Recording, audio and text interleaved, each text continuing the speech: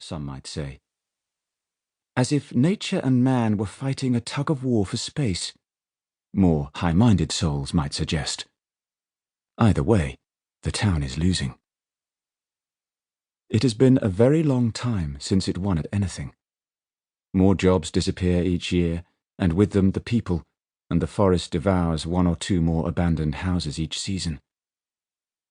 Back in the days when there were still things to boast about, the city council erected a sign beside the road at the entrance to the town with the sort of slogan that was popular at the time. "Beartown! Leaves you wanting more!" The wind and snow took a few years to wipe out the word more. Sometimes the entire community feels like a philosophical experiment. If a town falls in the forest but no one hears it, does it matter at all? To answer that question, you need to walk a few hundred yards down towards the lake.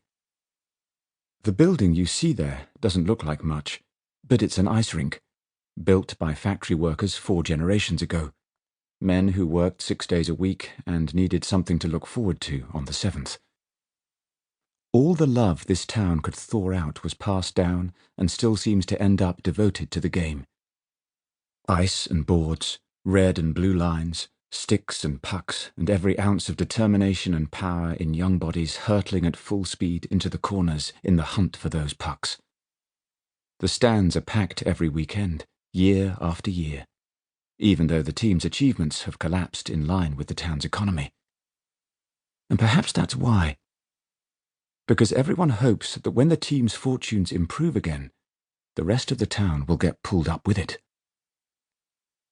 Which is why places like this always have to pin their hopes for the future on young people. They're the only ones who don't remember that things actually used to be better. That can be a blessing. So they've coached their junior team with the same values their forebears used to construct their community. Work hard, take the knocks, don't complain, keep your mouth shut, and show the bastards in the big cities where we're from. There's not much worthy of note around here. But anyone who's been here knows that it's a hockey town.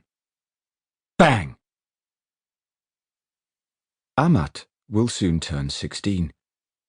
His room is so tiny that if it had been in a larger apartment in a well-to-do neighborhood in a big city, it would barely have registered as a closet. The walls are completely covered with posters of NHL players, with 2 exceptions. One is a photograph of himself aged 7, wearing gloves that are too big for him, and with his helmet halfway down his forehead, the smallest of all the boys on the ice. The other is a sheet of white paper on which his mother has written parts of a prayer. When Amat was born, she lay with him on her chest in a narrow bed in a little hospital on the other side of the planet. No one but them in the whole world. A nurse had whispered the prayer in his mother's ear back then. It is said to have been written on the wall above Mother Teresa's bed, and the nurse hoped it would give the solitary woman strength and hope. Almost 16 years later, the scrap of paper is still hanging on her son's wall, the words mixed up, but she wrote them down as well as she could remember them. If you are honest, people may deceive you. Be honest anyway. If you are kind, people may accuse you of selfishness. Be kind anyway. All the good you do today will be forgotten by others tomorrow. Do good anyway. Amat sleeps with his skates by his bed every night. Must have been one hell of a birth for your poor mother, you being born with those on, the caretaker at the rink often jokes. He's offered to let the boy keep them in a locker in the team's storeroom, but Amat likes carrying them there and back. Wants to keep them close. Amat has never been as tall as the other players, has never been as muscular as them, has never shot as hard.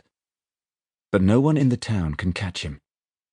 No one on any team he's encountered so far has been as fast as him. He can't explain it. He assumes it's a bit like when people look at a violin and some of them just see a load of wood and screws where others see music. Skates have never felt odd to him. On the contrary, when he sticks his feet in a pair of normal shoes, he feels like a sailor stepping ashore.